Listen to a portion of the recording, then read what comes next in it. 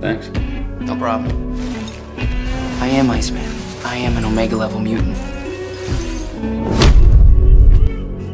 My ability to control temperature has no limits. I can rapidly drop the surrounding temperature. I can freeze the moisture in the air on the spot. I can shape it into ice walls, ice blades, or ice projectiles. In battle, I cover myself with a layer of ice armor. It boosts my defense. I can even transform into a living form of organic ice. It may look no different from regular ice, but in this state, physical damage barely matters. Even if I am shattered, I can rebuild myself with the water around me or within me. That makes me nearly immortal. People sometimes compare me with Pyro. They think fire can melt ice. On the surface, it looks like he is stronger. But when he plays with fire to impress girls, I can freeze his flames from a distance.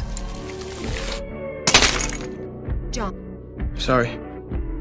There were times I wanted to beat him up for being such a reckless fool. I held back, not because I was weak or afraid. Later, Pyro betrayed us. He chose to follow Magneto, and eventually I had to face him. He flicked a flame from his sleeve, then hurled it straight at me. I rushed to counter with ice. Slowly, I began to lose ground. Pyro laughed at me with arrogance. You're in over your head, Bobby.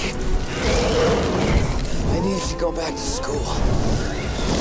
This time, I chose not to hold back. I turned my whole body into ice. I grabbed Pyro by both hands. His hands froze instantly, and he stared at me in shock.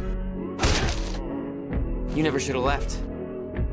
Even though my ice form is powerful, I still fell before the Sentinels. In the future timeline, the Sentinels began hunting down mutants mercilessly. To protect the ones being chased, I formed an ice slide out of thin air. I shifted into my ice form. I sped along the slide and charged at the Sentinel. I unleashed my freezing power and encased it in ice. I thought victory was mine, but these Sentinels had evolved to copy abilities. It copied Sunspot's power. My ice shattered in an instant. It grabbed my neck, then snapped it even in my ice form. Fortunately, Shadowcat worked with Bishop to send us back in time. That was how I returned. But later, when I stood at the gates to defend Wolverine's mission to change the past, I fought alone. The Sentinels swarmed me. In the end, their beams tore me apart. You might ask why I could not simply rebuild myself from nearby water molecules. After all, my ice form is supposed to be unkillable. That is true. But back then, I was still too young. The Sentinels did not use ordinary weapons. They could evaporate my water molecules in an instant. That meant my body was reduced to nothing but vapor. And with no water left around me, I had no way to come back. Luckily, Wolverine succeeded in resetting the timeline, and I lived once more.